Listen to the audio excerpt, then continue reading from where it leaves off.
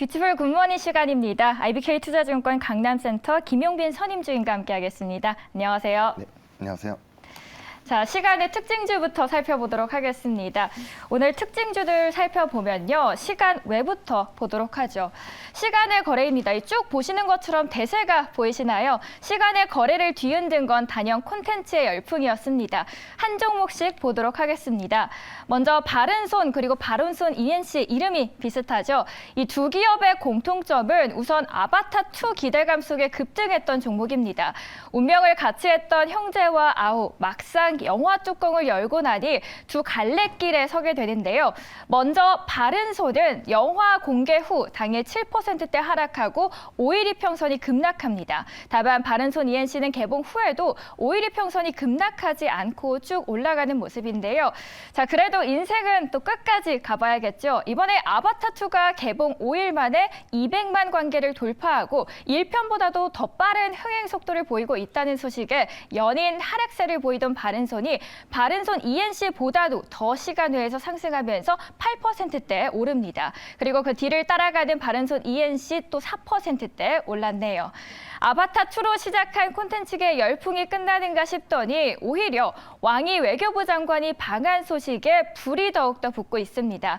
12일 화상으로 한중 회담을 이미 했기 때문에 취소될 것 같던 한국 방문이 올해가 가기 전에 급하게 추진 중인 것으로 알려졌는데요. 그러자 최근 조금씩 풀리고 있는 콘텐츠의 한활령이 더욱 가속화되는 것 아니냐는 기대감 속에 이날 키다리 스튜디오 그리고 SAMG 엔터 모두 시간 외에서 이름을 올려주고 있습니다.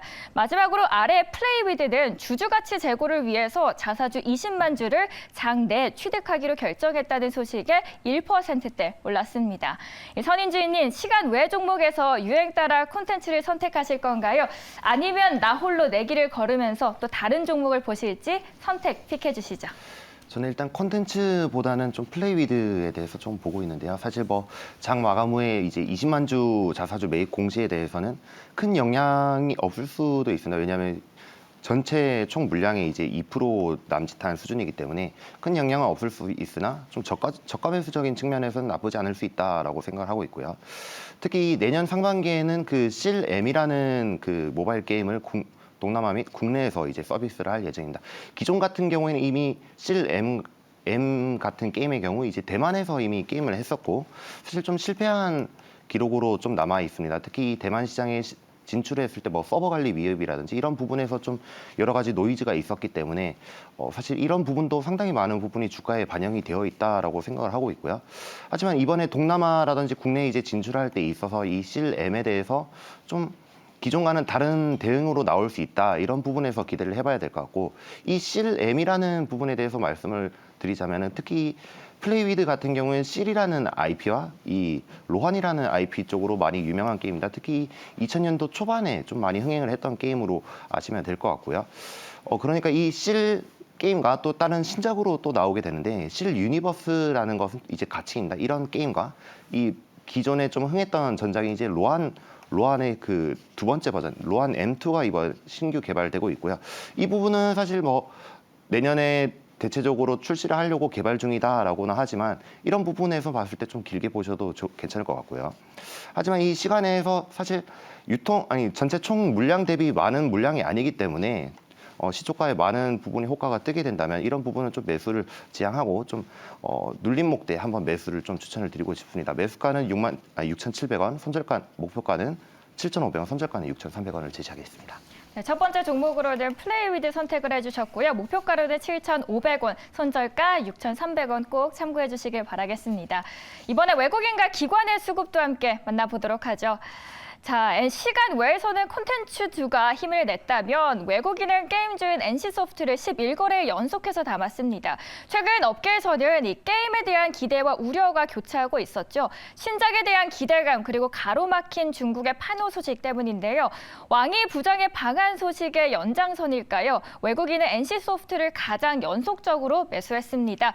내년에 신작 TL이 NC의 분위기를 반전시킬 수 있을지 기대를 해보도록 하겠습니다.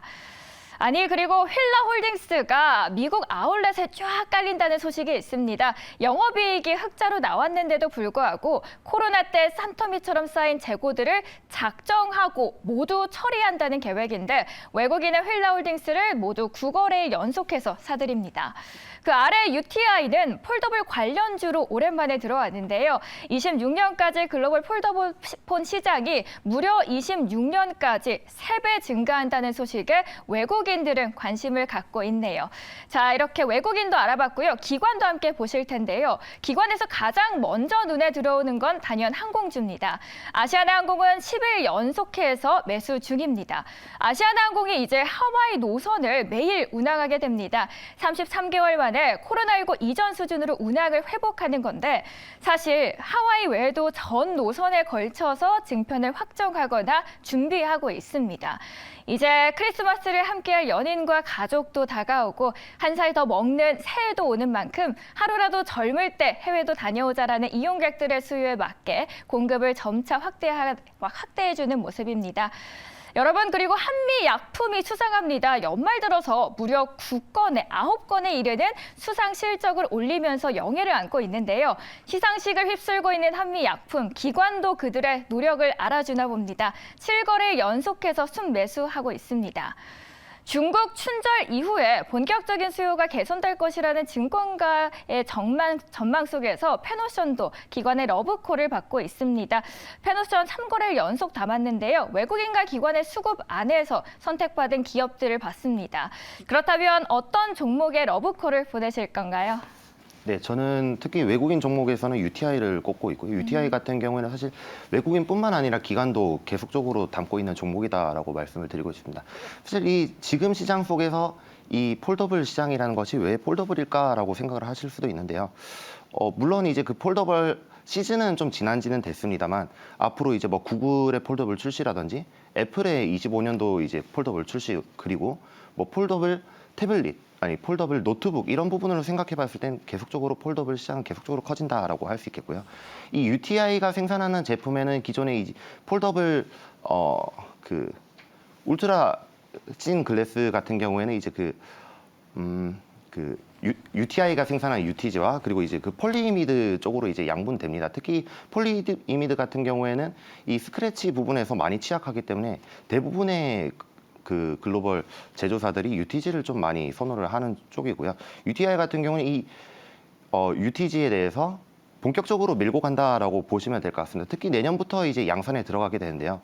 이 최근에 글로벌 코닝이라는 그 디스플레이 글라스를 제조하는 업체에서 삼자 배정 유상증자에 참여를 했습니다. 이 부분에 대해서 면밀하게 보셔야 될 것 같은 것이 이 글로벌 1위 업체인 코닝이 이제 그 UTI에 대해서 좀 UTG라는 부분에 좀 본격적으로 배팅을 했다라고 생각을 하시면 될 것 같은데요. 이 코닝을 통해서 사실 또 추가로 고객사를 좀 확보할 수 있는 부분도 존재를 하기 때문에 이런 부분에서 계속적으로 지켜봐야 될 것 같습니다.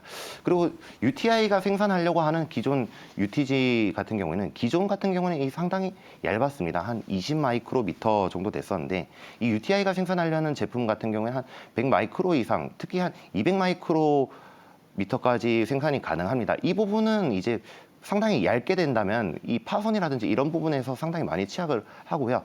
그리고 기존의 뭐 폴드라든지 플립에서도 이런 부분이 많이 문제가 됐었기 때문에 이런 부분을 커버하기 위해서 특히 UTG의 제품이 많이 필요하다라고 볼 수 있겠습니다. 그리고 이 UTG 같은 경우에는 그 매출 원가 대비 이 마진이 한 30% 정도로 상당히 높습니다. 이번 UTI가 이번에 본격적으로 양산에 들어가게 된다면 고가 라인 정도로 이제 연에 한 5천억 정도까지 생산을 할 수 있고요. 물론 이 5천억에 대해서 모든 다 고가 제품이 팔리지는 않겠지만은 보수적으로 잡는다 해도 매출액 500억 이상 정도의 이익이 나올 것으로 생각을 하고 있습니다.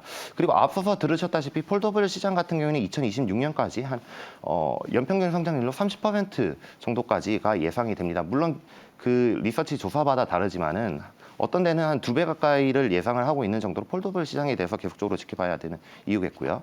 매수가 같은 경우에는 25,000원, 목표가는 3만원, 손절가는 23,500원으로 제시를 하겠습니다.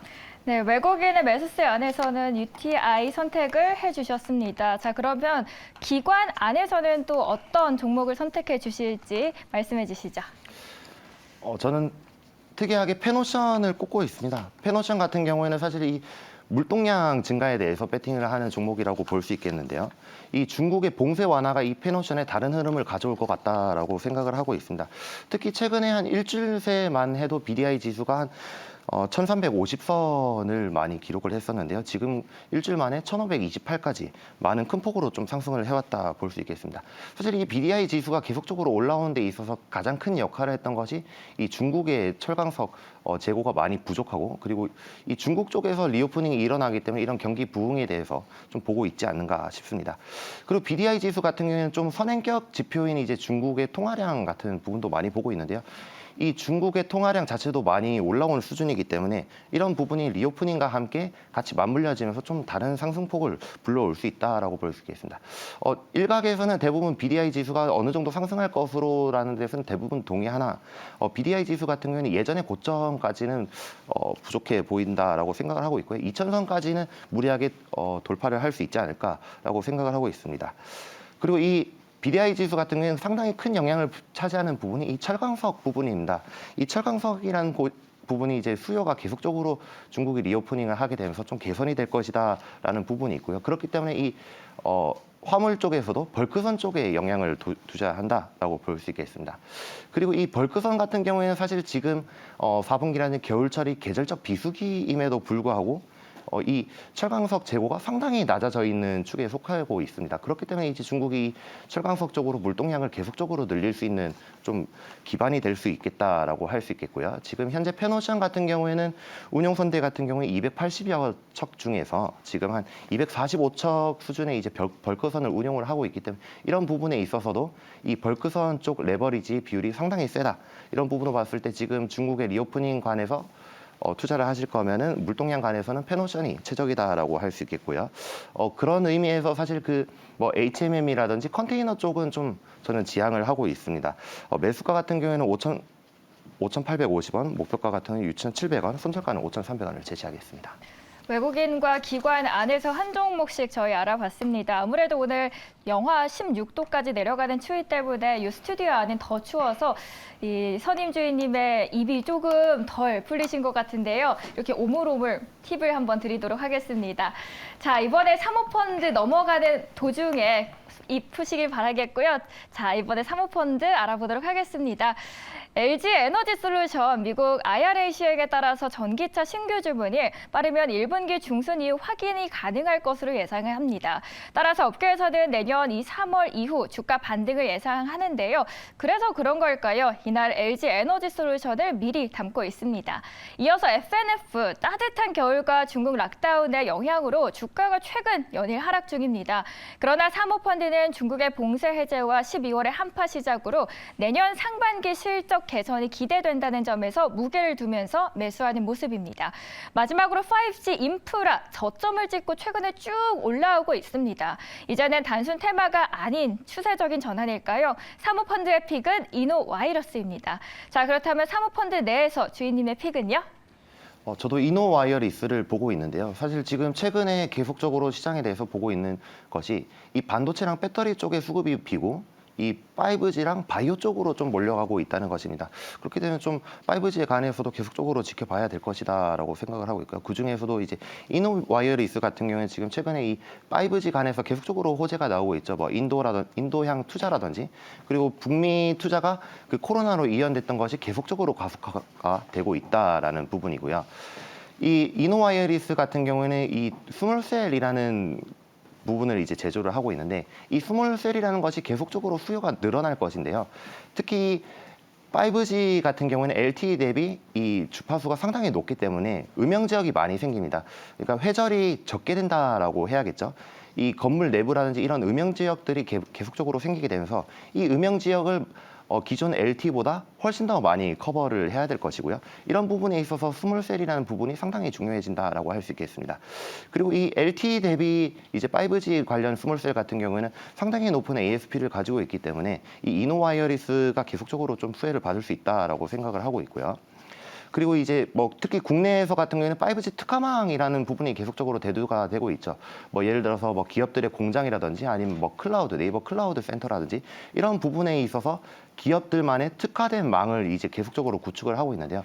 사실 이 특화된 망이라는 것이 상당히 넓은 지역을 커버를 하고 있는 것이 아니기 때문에 이 특히 스몰셀에 국한돼서 좀 수혜를 받을 수 있겠다라고 할 수 있습니다. 그렇기 때문에 이 이노와이어리스의 스몰셀 같은 경우에는 5G 특화망에 대해서 상당히 수혜를 받을 수 있겠다라고 말씀을 드리고 싶고요. 그리고 이 이노와이어리스 같은 경우 2분기 대비해서 3분기에서 특히 폭발적으로 매출이 나왔던 부분이 있는데 이 부분이 이제 스몰셀이 한 130억 매출 정도가 나왔습니다. 그래서 3분기부터는 이제 그 스몰셀에 대해서 매출이 좀 본격적으로 일어나고 있는 것이 아닌가라는 것이 좀 보이고 있고요. 이런 부분에 있어서 봤을 때 전체적으로 이 5G에 대한 수혜와 스몰셀에 대한 수혜를 봤을 때는 이 이노와이어리스가 가장 적합하다라고 생각을 하고 있고요. 매수가 같은 경우에는 34,500원, 목표가는 45,000원, 손절가는 31,000원을 제시하겠습니다. 5G 안에서 저희 이노와이러스 함께 살펴봤습니다. 지금까지 IBK 투자증권 강남센터 김용빈 선임주인 함께했습니다. 감사합니다.